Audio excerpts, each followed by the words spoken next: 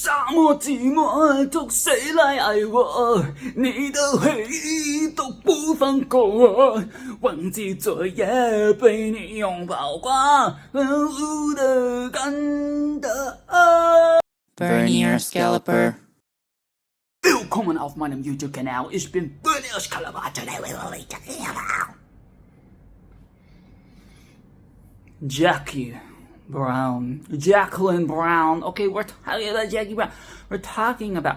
Okay, I have to explain myself. I tried to rewatch Pulp Fiction. Okay, why is it not on all the streamings? It is not on any of the streaming. So I went to Netflix, I went to Amazon Prime, and I looked up any other place that was available, okay? I even went to, what is that, Google TV, Apple TV. It is not available. And apparently it was available on Netflix like earlier this year, and I did not seize that opportunity. So I guess I'll have to put that on hold for now, okay? I could go with my memory, but that would not be faithful, okay? Because when was the last time I watched it? It's been so fucking long, okay? I need to have a vivid image so that I can really talk about the film. But I guess I'll put it on hold, okay? I mean, it has been talked about so many times anyways. I guess perhaps we can leave Pulp Fiction as the final film in this series, so that it is like the finale, okay, the finale review. I really did like Pulp Fiction when I watched it, so I guess it could be a good prize at the end of the, at the end of the rainbow. But today we will be talking about Jackie Brown. I have never seen Jackie Brown, okay? I don't know what to expect. I know this. I looked up a little bit on like the genre and the what is it about before I watched it. So yes, it's a very blaxploitation. It's a very crime film. It's very smuggling and money. Okay, it is that type of stuff. Samuel Jackson. Okay, we have a lot of recurring like people, okay, actors and stuff, because I've seen the ones after, and like the arsenal of actors that Quentin Tarantino likes to have in his films. I think that is very interesting, okay? I think that is a very interesting facet of his films. I really enjoy seeing the same actors again in different roles. And Samuel Jackson's character in this film, Ordell, let's just get it out of the way, okay? He is very scary. He is very scary. Like, at first, like, he was very, chill, talking to Max Cherry and putting the foot on the table and stuff like that. It gives very comical villain, okay? Has a sense of humor, but probably a bit cuckoo crazy. And as the film progresses, we start to see more of that crazy, unhinged side of him. Right? It is like a warning at the start. It is like something is not right. This is a bit sinister. It's a bit sinister. And we see this very quickly when he deals with that guy. Okay, I can't remember the name, but it's the Peanut Boy. Let's just call it Peanut Boy, because that is what he called the subordinate, the guy who is going to do 10 years in jail. Right? But he bailed him out with like the bail officer and everything. He paid the money, got this guy out, and he was like, okay, I have something that I need to do at Koreatown, these Koreans and stuff, and I have never worked with them before. I've never sold arms to them before. I need you to come along with me as backup, okay? Backup. And why does backup need to be at the back of the car in the trunk? In the trunk, Peanut Boy has to go into the trunk, and he has to stay there for 10 minutes. Oh, this is already a bit fishy, alright? This is already a bit sinister. And I don't like the idea, Peanut Boy, okay, this is funny, okay? The black comedy, once again, the black comedy, the dark humor is really hitting. I ain't getting in no dirty ass trunk. And honestly, same. I know this is a mission, but that trunk, like, imagine, it is only for 10 minutes, but the sweat the stale air and the muck all mixed together, and he's supposed to jump out of the trunk with the like as if nothing happened in the past 10 minutes, like he wasn't mingling with the elements and just bathing in his own dirt.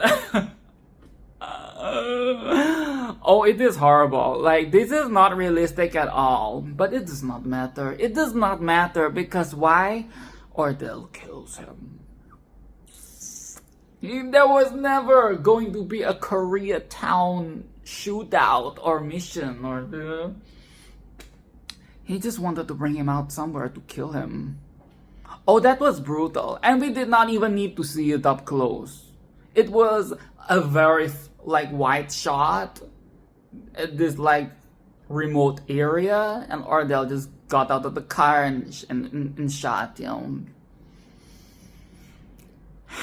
I think this is like the first moment where we really see how crazy it gets. Right? We see how crazy Ordell would go. It's very sinister. He has like this facade, like this visage of, oh, I'm, I care for my people that I build, and these people that work for me, I care for them. Like when he was talking to Max Cherry about Jackie, he was saying, have some kindness, have some empathy. Okay, she's not just a crook. She actually is not even a crook. She's just helping me get things from Mexico. Okay, from Mexico and from everywhere, because she's the one that is a stewardess and is able to fly from place to place. So she's a very good contender for that job. Please be kind to her. She's just trying to make a living. He has like that side where he plays it up, but when he gets crazy, oh, it is ugly. It is not pretty, okay?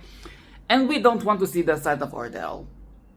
He's very that type of like mafia, gangsta character, right?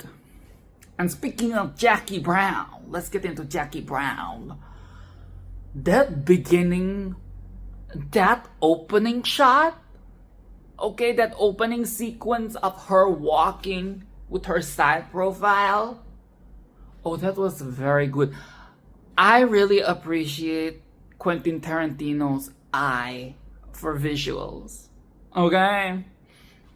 I know sometimes the visual part of films can get very like pompous and pretentious and over the top and just showy.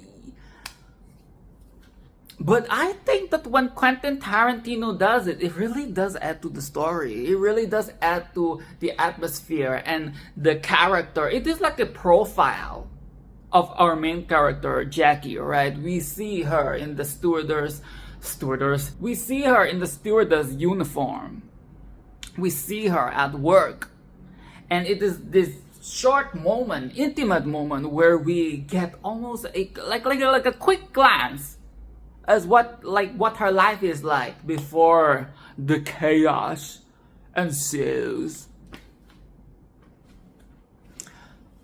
Max Cherry. Okay, so Max Cherry, the first impression I got is that he's like, okay, he's a bit cold.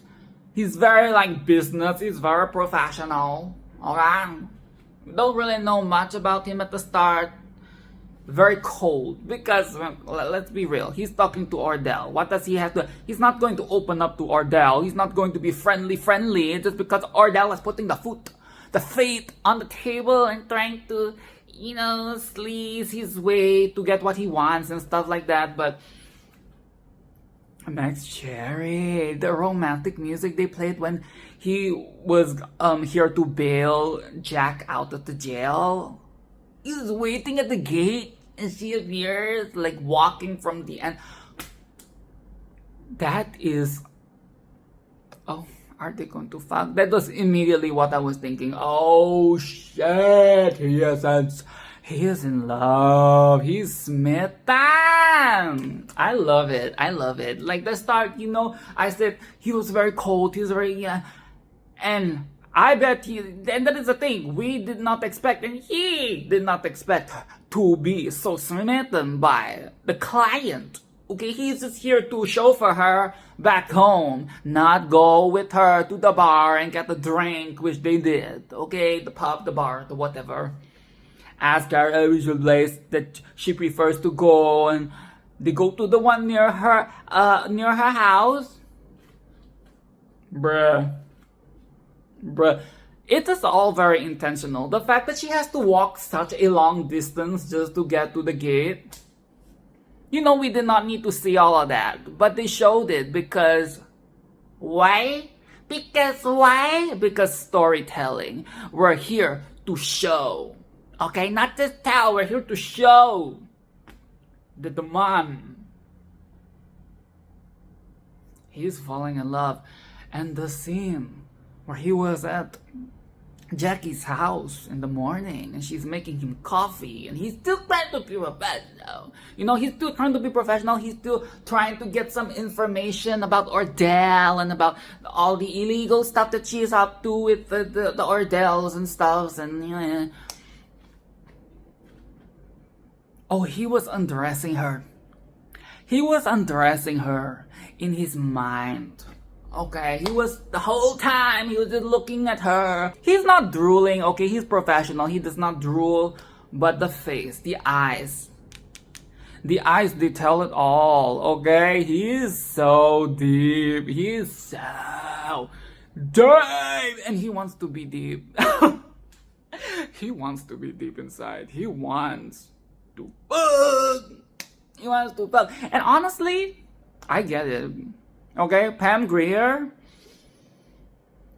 she is so beautiful. I could not help it. Like, every single time that she comes up on screen, I'm like, whoa. Okay. Max Cherry, I get it. Like, I get it. And the side profile. That side profile that I mentioned earlier. That side profile is nasty. And Quentin Tarantino knew very damn well to use the fuck out of that side profile. Because there's an entire film. We get to see a lot of that profile.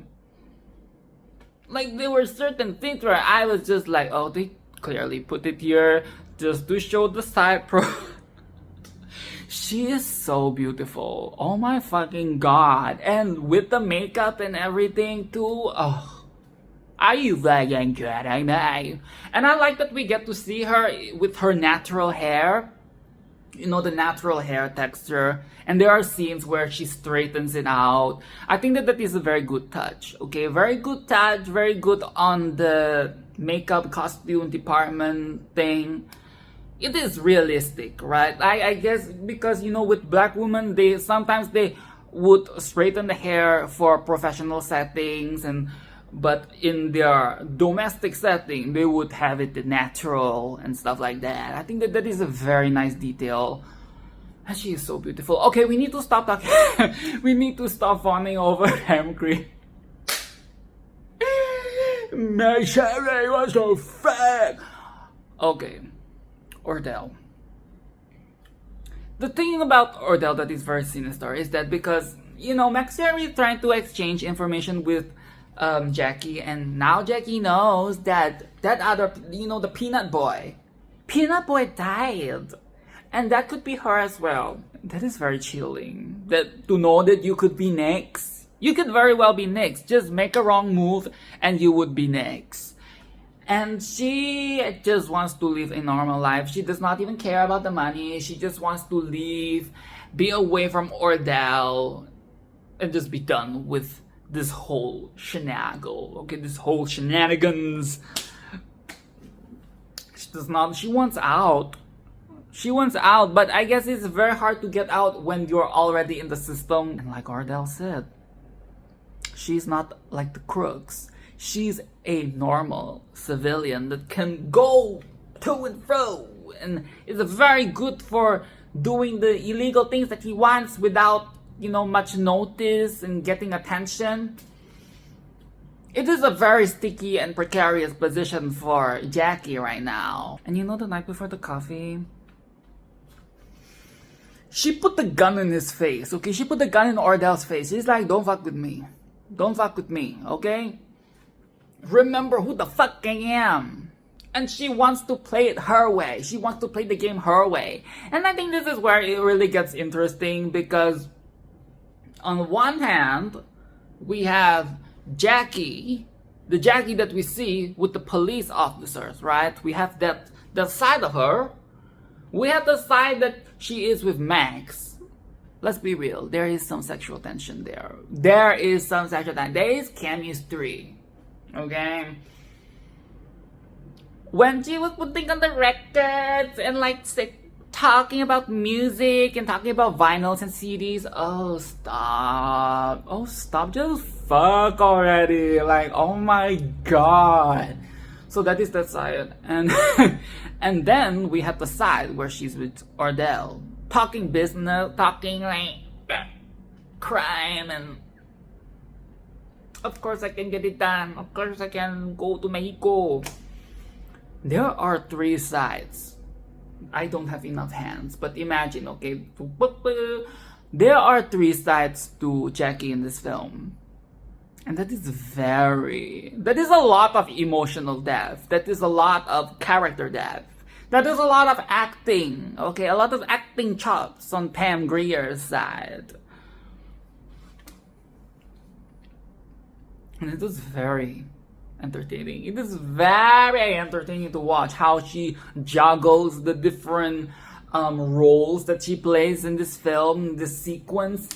It must be crazy on the brain. Having to deal with two sides is bad enough, but now we have Max Cherry. Well, I guess Max Cherry is not really like a third party, right? He is more like the person who is there to ground her and look out for her and make sure that she's safe and she gets through the missions and stuff. So I guess he's not really like something that she has to deal with. So yeah, there is 3 layers to Jackie Brown's character.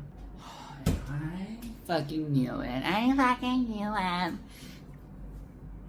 You know Melanie, the blondie, the little like girlfriend, like fuck buddy, or I really don't know. It's complicated, okay? I don't know what Ordell really thinks of her.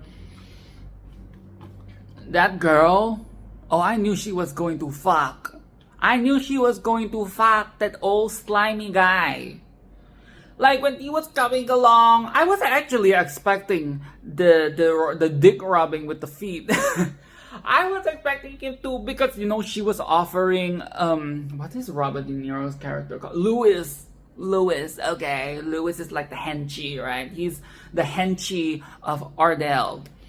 And he comes over to the house as well. So he's sitting there and Melanie offers him to smoke some weed, okay, smoke some trees. And they kind of like bonded here and there. It's very awkward, very, you know, younger person, an older guy that has seen that person grow up. It's a bit inappropriate. But I guess they're adults, so it does not really matter. But I was really expecting more rubbing of the dick with the feet, because she's always like laying. She's always like laying on the couch with her feet all up at his knee, you know, like near his knee. I was expecting some, you know, pornographic, like the pre-porn scene. They fucked. They fucked in the kitchen. And it was not sexy at all. It was not sexy. It lasted like, what, 3 minutes? Bruh. 3 minutes later and they were done. It was not sexy. It did not seem fun. And Louis looked like he was out of breath. He looked like he needed like a Mentos or something afterwards. It looked like he was going to pass out. And you know, as much as I like these types of trashy scenes, it was very disgusting. It was very slimy. It was very like old uncle shagging young chick vibes. It was not it. And it is going to linger in my brain for the rest of the film that Louis actually conducted himself in such a way. But are we surprised? Are we really surprised that he did such a thing? And speaking of Melanie and Louis, that scene at the mall, when she was just fucking with him because he's stupid. He is so freaking dumb. Because he's old, okay? He's old and he does not seem very smart, okay? He's not smart, he's not sharp. He's this like goofy slime ball and he's trying to be like, we have to follow the plan. Like, bitch, what are you doing? You're not even the one who's delivering the parcel, the bag with the money to Jackie that's in the dressing room waiting for it. The exchange. This is the exchange scene. Like, what is he getting all pissy and mad for? He really thinks that Melanie is stupid and will fuck up or something. Like, what? It is just passing a bag. Like, what the? Why is he being such a dick? It was so annoying to watch.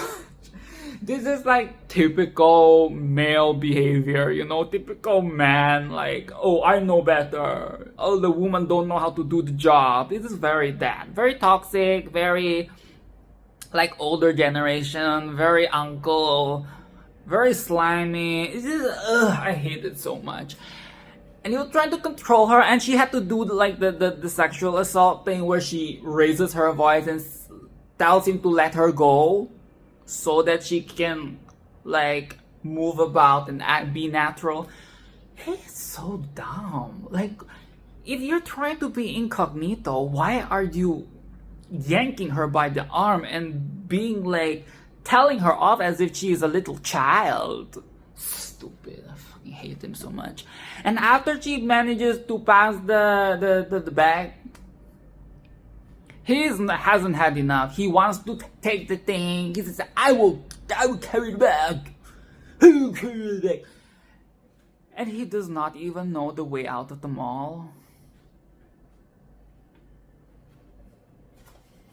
He does not even know the way out of the mall. And that's when Melanie starts to fuck with him. She's like, oh, you don't know where to go? You don't know where's the exit? Oh, that is not where we're supposed to go. You know, I might tell you if you ask politely. She was fucking with him so hard and I was living. Even at the car park, he could not remember where they parked. Oh, this is so stupid. He's so fucking dumb. And Melanie, I remember this so vividly. She was like, you guys are the biggest fuck ups ever. How did you rob a bank? When you robbed the bank, did you have to look for your car as well? Oh, that was... She was really testing it. She was really pushing. She was pushing at the edge. Yo, she was like pushing that button. She was like rubbing her fucking clit all over that button. She was smearing it with like... He killed her. Oh my god, he killed her. He shot her twice! In the chest and in the head. Oh, that was bad. That was really bad. I was still thinking, I wanted to see how far she could push the man, and he actually did it. Well, that is the thing about Quentin Tarantino films, right? The side characters, especially the side characters, they're indispensable. No matter how important you think they are, they're dispensable and they will be dispensed. Like the serviettes, like the tissue paper in a public restroom, they will be dispensed. Okay? You just have to accept that. I think that I accepted very early on in when I watched some of the previous ones that I mentioned of the Tarantino films. They will die. And they will not come back.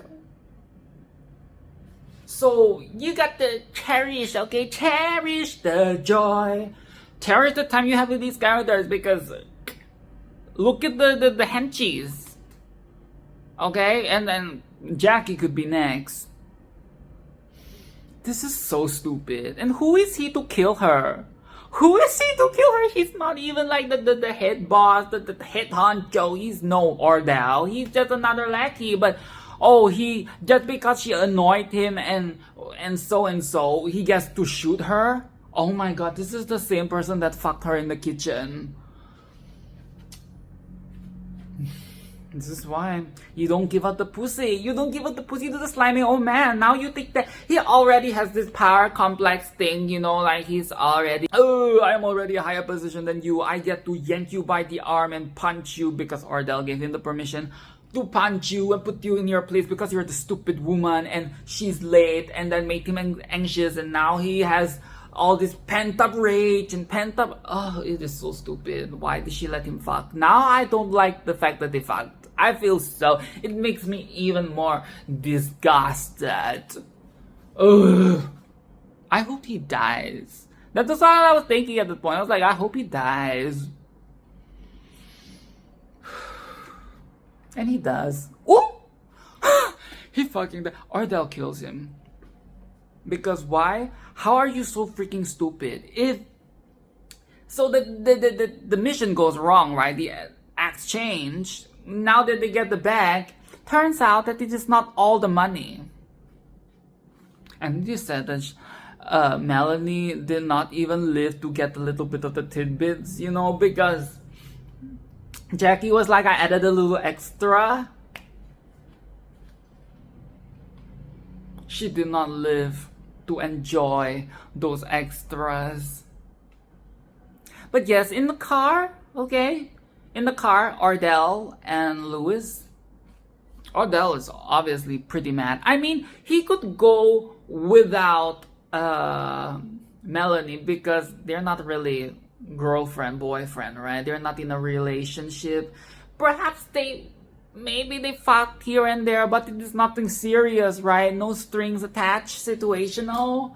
But now that we have something wrong with the money, how are we going to investigate this? Now that you killed the girl, you killed the blonde girl that is supposed to be on our team. Why did you just because she was pushing the buttons and like, and you shot her twice in the parking lot.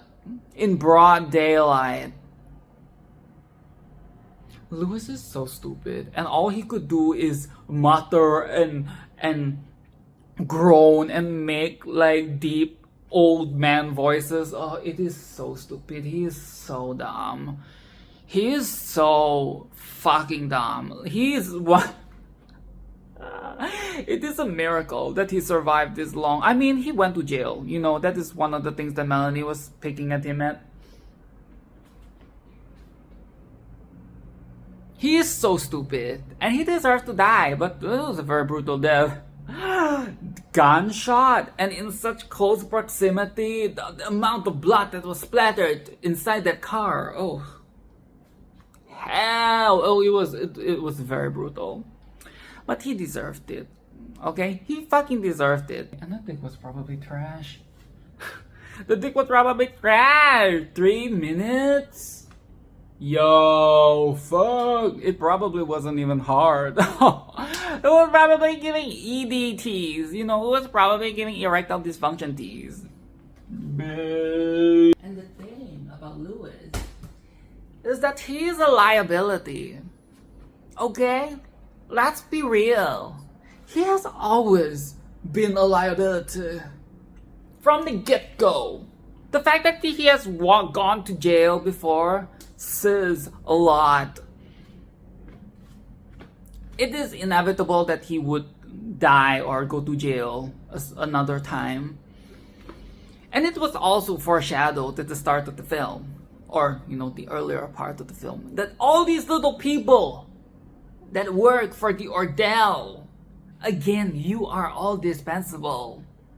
He's going to do whatever the fuck it takes to get what he wants. And if anyone's going to drag him down and be a burden, he's going to get rid of that person. He's not going to pay extra fees and stuff like this and not... Yeah. Oh my god. That scene in the interrogation room. So the exchange goes wrong, right? It also goes wrong on the side of the cops. Because Jackie is playing along with the cops. And she's trying to help them. That scene where she starts crying.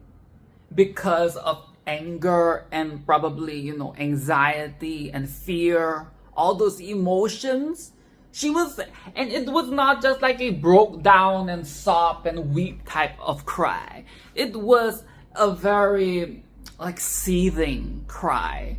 She tried to be tough, okay? She tried to talk back to Ray and the other officer and stuff, try to defend herself and defend her position and her work. But as the scene progresses, her eyes get more watery and then the tears come. Oh, that acting was fucking super fucking, oh shit. That was like the money shot. I wonder how many times they had to do that, because that was very, I really felt that intensity of the scene. And again, a black woman in a room with these white men, and her life, her future is in their hands. Oh, the intensity, really. There is just so many layers to this. There is so many layers. Now the final sequence, where Jackie is waiting at the bail office in the dark, trying to be all scary and imposing and mysterious and like the boss fight. I don't know. And getting anxious as well, and pacing back and forth and trying different opening lines, bracing herself for when Ordell actually steps into the room, like what she's going to say. She was practicing her. That was so good. That is cinema. That is cinema. Cinema is the willingness to put something like this, okay, to put something that is serious, but there is still the raw humanness about it, that kind of funny, kind of silly, kind of vulnerable. Okay? Because it is scary. She is afraid of the man. She can try to act tough and everything, but you've seen the side that she's shown to Max Cherry and talking about how she just wants a peaceful life. She is scared of the Ordell. And that is very, I guess, like a very relatable thing. We can always try to put on this armor. We can always try to put on this larger than life character to protect ourselves. But deep inside, we're soft. We're vulnerable. We want to be protected ourselves. We want to be safe. We want to have, what is the thing? Security. We want to know that things will be okay. And it must be very scary to be your own hero, because Max Cherry, he is not here to save her life. And I think that is a very good intentional choice in the story department as well, because it wouldn't be as impactful if Max Cherry had a bigger role. You know, like he would be fighting and shooting and all that kind of thing. It would be cheesier. It would be very tropey, like, oh, man comes to save woman, and on top of that, this white man saves the black woman, and we have that kind of trope.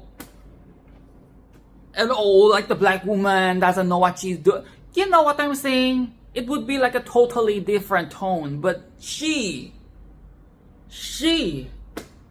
decides her own destiny. She's the one playing the cards. She's the one making the risky moves in this entire film. And now it has all come to this scene right here. Is she going to kill him? Is she going to kill the man that has been tormenting her this entire time? His omnipresence, right? Even when he's not around, we have Louis, we have all these other people, and the lingering fear. And it is now the time to put an end to it. And she does, with the help of the cops. So, you know, she chose the cops. She chose the side of good in the end. I wasn't actually certain if she was going to go with the good guys, because the good guys don't really... There were a lot of mishaps along the way, and it feels like they don't fully trust her as well.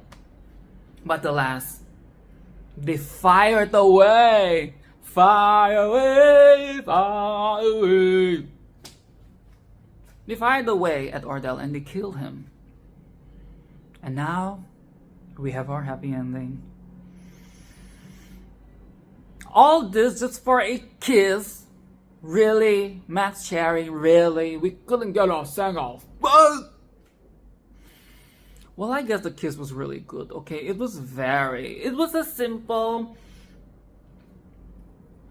you know, like, it was passionate, okay? It was passionate. It was not wet and wild, okay? It was not wet and wild.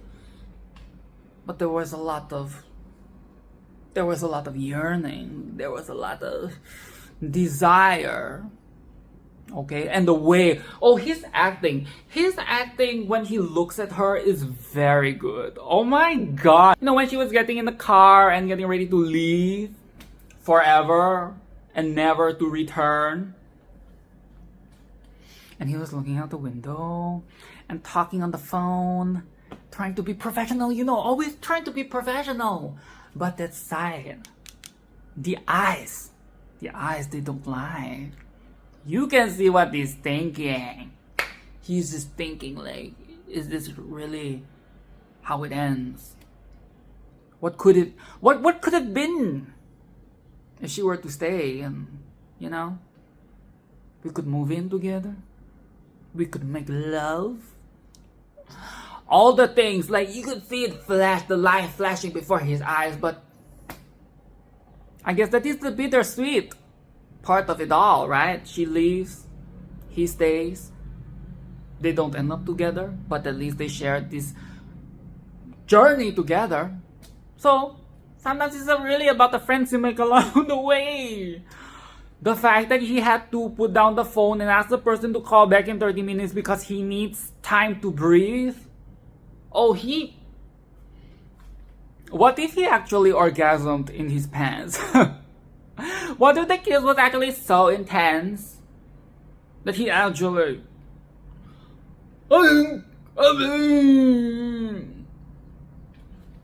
That's why he had to sit down, because he's old. He's an older man, so he needs time after the ejaculation. Just like how Louis was out of breath when he was zucking and vucking with the Melanie. This film. That was not a very good this film. This film. Nah. But yes, this film. The crime genre, or you know, even like the heist genre with the Reservoir Dogs, is not something that I naturally would gravitate to. I like dark movies, but I like the more psychological kinds of dark films or fantasy dark films. Not so much like these types of crime, the things that are about the law and stuff. You know, it's not really something that I would gravitate to, but it was very enjoyable. Okay, I will say, this is a bit long. For what it is, and for all the information that they gave us throughout the film, you know, pieces. That is how Quentin Tarantino likes to tell his stories, right? It's very like puzzle pieces and stuff, and we piece it together, make sense of everything. It jumps from place to place. It is all it's not linear storytelling, right? It is a bit long. It is a bit long. And I wouldn't say that the conversations in this film are the most memorable. Okay, the dialogue, I wouldn't say it's the most memorable of the Tarantino films that I've seen. So that is my qualm. Okay, it's a bit long. How chow. But other than that, it is very good. The acting, okay? The sliminess was sliming. The desire. Okay, the falling in love. And the psychotic evil madman that is Ordell. Samuel Jackson is also a really good actor. That is something that I can definitely say. From the films that I've seen of him, he was a very good actor. And he's actually really scary. I cannot get over it. Ponytail wearing. ponytail wearing motherfucker. He is very intimidating. I'm very scared of him. Like, he looks very... It is not just intimidating. It is like... There is something about the ponytail that feels evil. You know, when he wears the beret, it is like, oh, okay, he looks like the type of guy that has like the style. But that ponytail, something about the ponytail gives evil, like sinister. Just like, you know, like don't trust him too fully. Like, don't, I don't know. It is like a harbinger of death. It is like a foxtail. But yes, this film is really nice. Okay, I would highly recommend this film if you have the time. I should also probably quickly mention the lighting in the scenes. For example, when Ordell was waiting in the car and he sees Jackie coming home with Max Cherry, that lighting, that outside lighting coming to the car, oh, that was very sinister. I know I use sinister a lot in this video, but really no, his character is very sinister. And when he went into the house and he dimmed the lights as he was talking to her, bruh. This is why you don't fuck with him. The lighting really plays a lot in this film. It is just like the interrogation scene. Another very good use of the lighting. It was so intense and bright. And she's so exposed. And you know, when she was trying to go to the bar, the pub with Max Cherry, she was saying we need to go somewhere darker because I look like I just came out of jail. Again, lighting. A lot of use of the lighting. And when Max Cherry was at her house in the morning, because why morning? The light is a bit softer, and the way the house is, like the set of the house, okay, like the house, the design, the interior design gives like cozy. It is very different from the night when Ordell was over, but in the morning it is almost like hazy and dreamy. And it really worked because it showed like, you know, he's in love with her and there's the chemistry. The lighting in this film. Are you fucking kidding me? Quentin Tarantino is a fucking nerd. Like, he's a nerd. Only a nerd would be like privy about the details. These types of details? Fuck out of here. Okay, fuck out of here. That is it, okay? The next video will be about Kill Bill, part 1, or volume 1, whatever you call it, Kill Bill, okay? That is what we'll be talking about in the next video, so like and subscribe and do all of that. And I will see you in the next video.